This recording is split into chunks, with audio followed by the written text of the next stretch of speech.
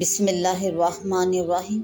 سورۃ، یہ صورت ہے انزلنا ہے، ہم نے اتاری ہے، ہم نے نازل فرمایا اس کو، وفرضنا، اور ہم نے فرض کی ہیں اس کے احکامات۔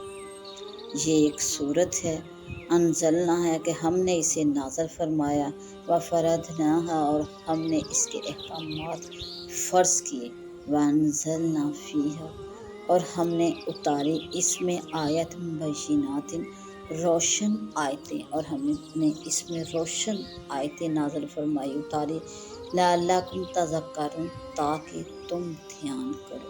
تو یہ ایک صورت ہے کہ ہم نے اسے نازل فرمایا، اتارا، ہم نے اس کے احکام فرض کیے، اور ہم نے اس میں روشن آیتیں نازل فرمائی کہ تم غور و فکر کرو، دھیان کرو۔ الزانیات، بدکار عورت، والزانی، اور بدکار مرد۔ بدکار عورت یعنی زانی عورت اور زانی مرد، بدکار مرد، فاجلدو، تو پس مارو، کوڑے، کل واحد منہما، ان دونوں میں سے ہر ایک کو کوڑے مارو، میادہ جلداتم، 100 کوڑے۔ تو بدکار عورت اور جو مرد بدکار ہو، ان میں سے ہر ایک کو کوڑے لگاؤ، 100۔ وَلَا تَأْخُذْكُم بِهِمَا رَأْفَةٌ، اور نہ اختیار کرے ان دونوں کے متعلق رأفت، نرمی اختیار نہ کرو تم ان دونوں پر، فی دین اللہ، اللہ کے دین میں، اور ان دونوں پر اللہ کے دین میں نرمی اختیار نہ کرو، ترس نہ کرو، ان کنتم تؤمنون باللہ، اگر تم اللہ پر ایمان رکھتے ہو، والیوم الآخر، اور آخرت کے دن پر، ویشہد، اور چاہیے کہ حاضر ہو اور حاضر ہو، عذابہما، ان دونوں کی سزا کے وقت حاضر ہو، طائفۃ من المؤمنین، طائفۃ، گروہ، جماعت، من المؤمنین، مسلمانوں کی ایک جماعت، ان کی سزا کے وقت حاضر ہو۔ عورت جو بدکار ہو، وزانی، اور مرد بدکار، تو ان میں سے ہر ایک کو 100 کوڑے لگاؤ، اور تمہیں ان پر رحم نہ آئے، ترس نہ آئے اللہ کے دین کے متعلق، اگر تم ایمان لاتے ہو اللہ پر اور آخرت کے دن پر، اور چاہیے کہ ان کی سزا کے وقت مسلمانوں کا ایک گروہ حاضر ہو۔ احکام شرعیہ پر عمل کرنا لازمی ہے۔ اس سورہ مبارک کا 5واں رکوع اللہ نور السماوات والارض سے شروع ہے، اس لیے اس سورہ مبارکہ سورہ نور کے نام سے معروف اور مشہور ہے۔ اس سورہ مبارکہ کے آغاز میں عفت و عصمت کی حفاظت کا بیان ہے، اور زنا کرنے والے پر تہمت لگانے والوں کی سزا کا ذکر ہے۔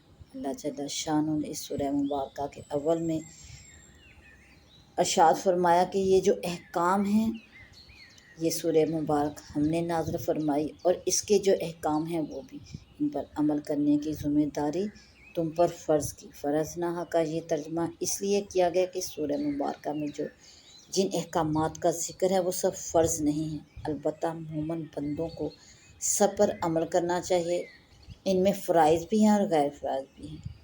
پھر اللہ جل شانہ نے ارشاد فرمایا، وَأَنزَلْنَا فِيهَا آیَاتٍ بَیِّنَاتٍ، اور ہم نے اس میں واضح آیات، روشن آیتیں نازل کی، ان آیات میں جو احکام ہیں ان پر عمل کرے، لعلکم تذکرون، تاکہ تم نصیحت حاصل کرو، ان پر غور و فکر اس لیے کرو کہ تمہیں اس سے نصیحت مل سکے۔ اس سورہ مبارک کی دوسری آیت میں زنا کرنے والی عورت اور زنا کرنے والے مرد، ان میں سے ہر ایک کو 100 دھرے مارو، کوڑے مارو، اور یہ اللہ کا دین ہے۔ اللہ جل شانہ نے دوسری آیت مبارکہ میں زنا کرنے والے مرد اور زنا کرنے والی عورت کی سزا کا بیان ارشاد فرمایا، اور فرمایا کہ ان میں سے ہر ایک کو 100 کوڑے مارو، اور ساتھ ہی یہ بھی ارشاد فرمایا کہ سزا جاری کرنے میں تمہیں ان پر رحم نہ آئے، ان پر ترس نہ آئے۔ اللہ کے قانون کے سامنے کسی کی رو رعایت اور کسی پر کوئی رحم کرنا، ترس کھانا درست نہیں۔ اللہ جل شان ارحم الراحمین ہے۔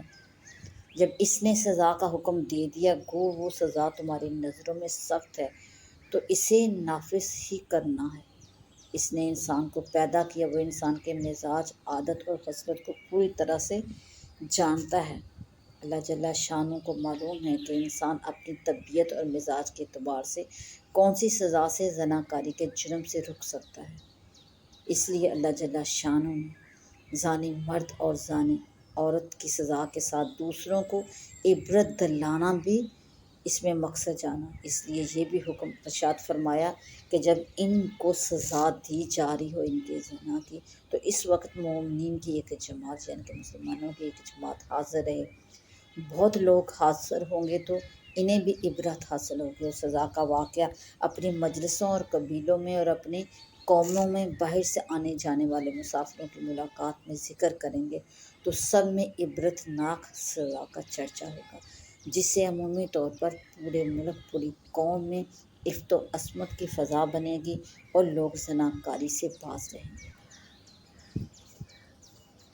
اللہ کے پیارے نبی حضرت محمد مصطفیٰ صلی اللہ علیہ وآلہ وسلم نے ارشاد فرمایا کہ دور اور نزدیک اللہ کی حدود قائم کرو، اور کسی ملامت کرنے والے کی ملامت اللہ کے حکم کے بارے میں تمہیں نہ پکڑے، تمہیں کسی کی ملامت نہ پکڑے۔ اس کا مطلب یہ ہے کہ ہر حالت میں اللہ جل شانہ کے حکم کو نافذ کیا کرو۔ دشمن اعتراض کریں گے، اس کو نہ دیکھو۔ شرعی حدود قائم کرنے میں بہت بڑی خیر ہے۔ حدود قائم ہوں گی تو گناہ ختم ہوں گے یا کم ہوں گے، اور اللہ تعالیٰ کی رحمت